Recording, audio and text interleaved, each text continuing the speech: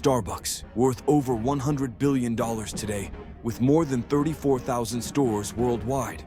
But did you know it all started with a tiny Seattle shop and just $5,000?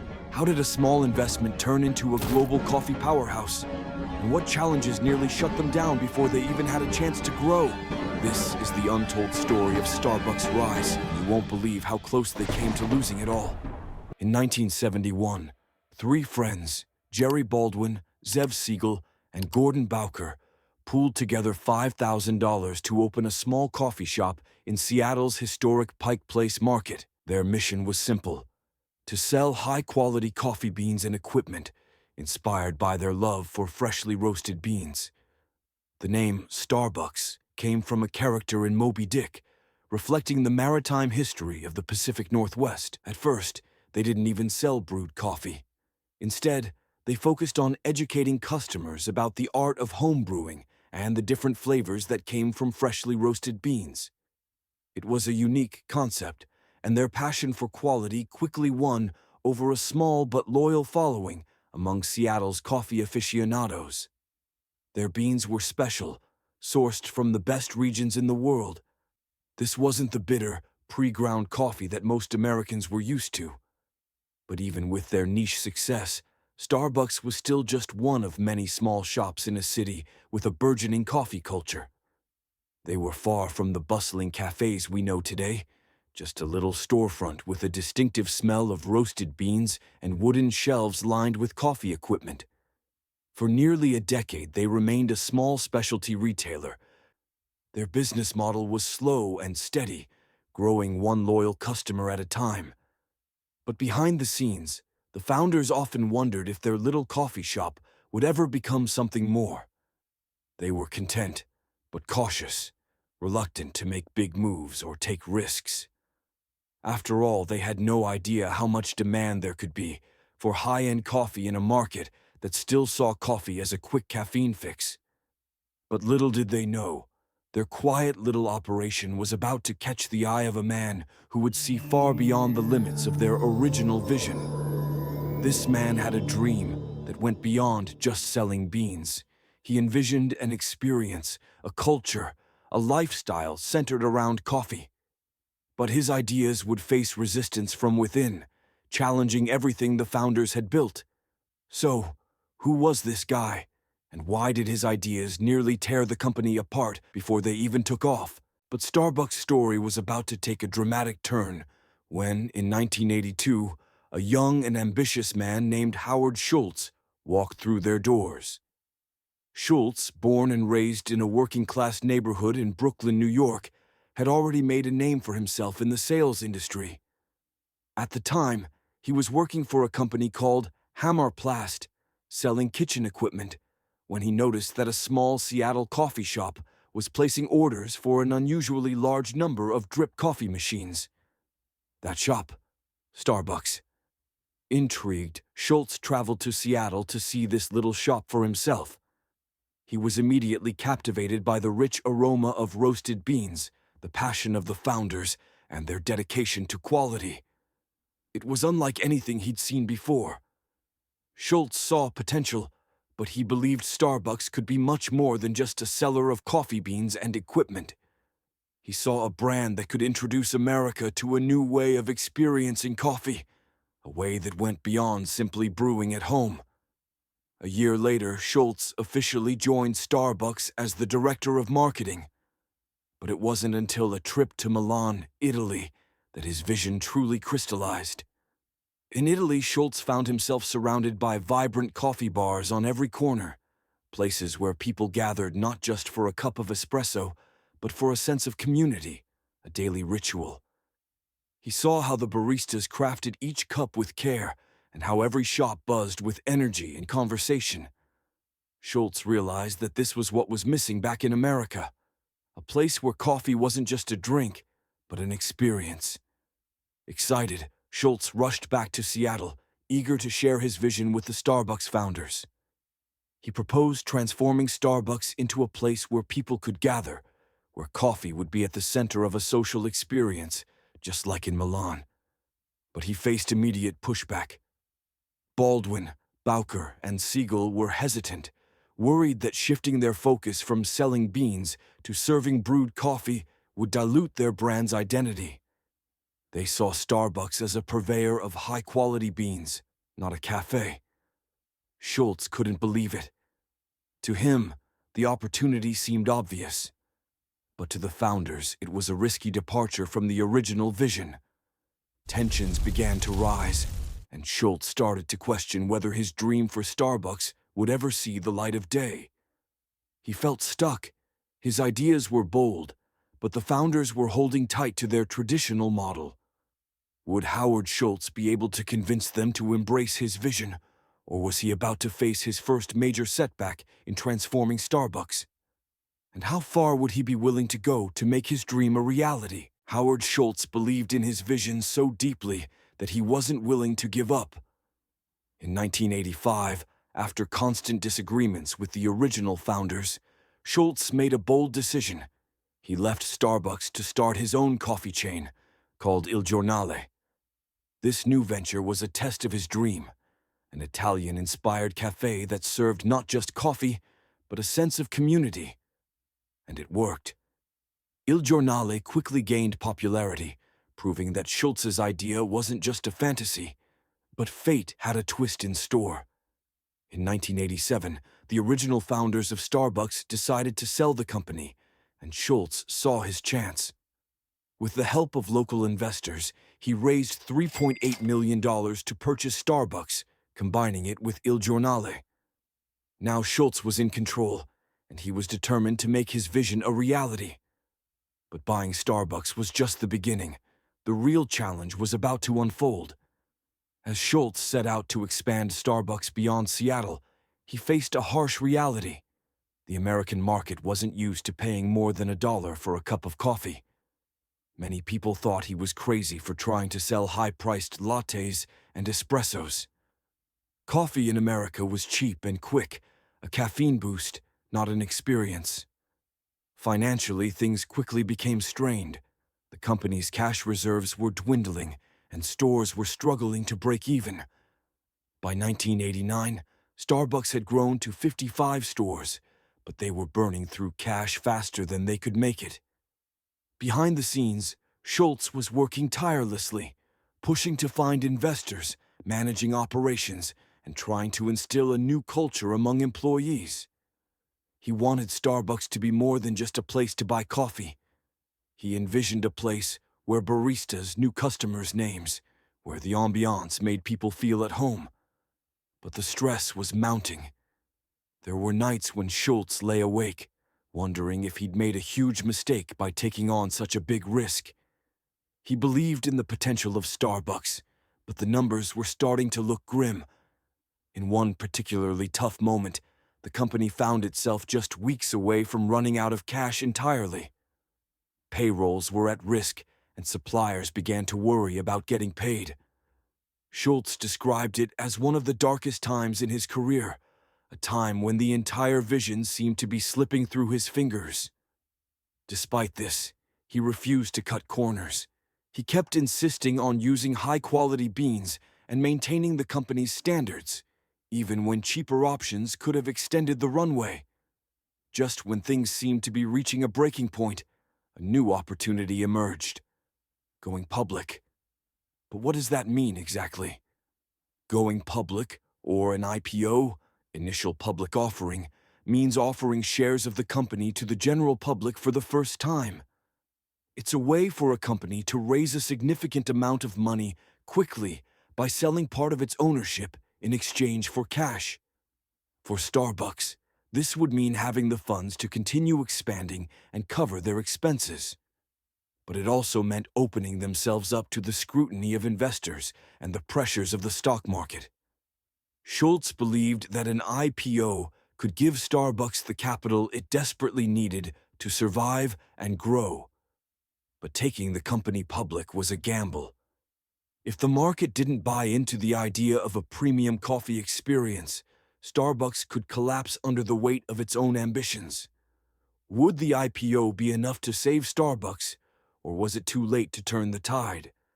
And how would the market react to a company trying to redefine something as simple as a cup of coffee? Starbucks had survived its early struggles, but Howard Schultz knew that simply surviving wasn't enough. To become a true coffee powerhouse, they needed to offer something more than just a cup of coffee. They needed to offer an experience. Schultz's vision went back to those coffee bars in Italy, where customers lingered over their espresso, chatting with baristas and enjoying the atmosphere. He wanted to bring that same feeling to Starbucks, but with an American twist. So what did Schultz do differently? He turned Starbucks into what he called the third place, a space that was neither home nor work, but somewhere you could relax, connect, or simply enjoy a moment to yourself. From the comfortable seating to the warm, inviting interior design, every detail was crafted to make customers feel at home. Starbucks became a place where you could hang out, work on your laptop, or catch up with friends, things that most coffee shops just weren't offering at the time. And this was a radical idea in a country where most people were used to getting their coffee quickly and leaving. Starbucks' stores were designed to encourage customers to stay. They played music that fit the vibe, trained baristas to engage in friendly conversation, and offered free Wi-Fi long before it became a standard feature in cafes. Schultz understood that if people felt comfortable in a Starbucks store, they'd return time and time again, not just for the coffee, but for the experience. But creating a welcoming environment was just one part of the plan. Starbucks also needed to expand its menu to appeal to a wider audience. In the early 1990s, they introduced a game changer, the Frappuccino. This cold, blended coffee drink quickly became a hit, attracting customers who didn't even like traditional coffee. It was a bold move, especially since iced coffee wasn't a common choice for many coffee drinkers back then, but it paid off in a big way. The Frappuccino brought a younger, more diverse crowd into Starbucks stores, boosting sales and expanding the brand's appeal. And there was more to the magic of the Frappuccino than just a new taste. It was a drink that could be personalized with syrups, toppings, and flavors, making each order feel like a special treat. This customization became a hallmark of the Starbucks experience, giving customers the ability to tailor their drinks exactly to their liking. It wasn't just about coffee anymore. It was about giving people the power to create their perfect beverage. At the same time, Starbucks continued to focus on the quality of their core offerings. Schultz made sure that every barista was trained to create the perfect espresso shot and that the beans were sourced ethically from farmers around the world. This commitment to quality became a cornerstone of Starbucks' identity, setting them apart from the competition. Starbucks even began building relationships with coffee-growing communities, ensuring that their supply chain was as sustainable as possible. The result?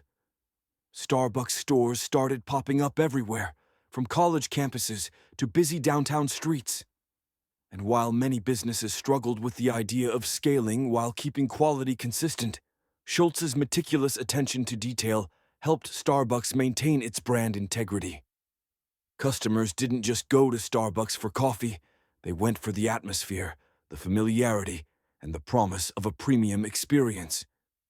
But as Starbucks began to scale rapidly, a big question came up. Could they keep that cozy, community feel while opening stores all around the world? Or would growing so fast make them lose what made them special? And what would happen when other coffee shops started copying their ideas? In 1992, Starbucks took a bold step. It went public. This means that, for the first time, anyone could buy a small piece of Starbucks by purchasing shares of the company on the stock market. The timing couldn't have been better. At that time, Starbucks had just 165 stores, but the excitement around the brand was growing. When Starbucks stock hit the market, it soared.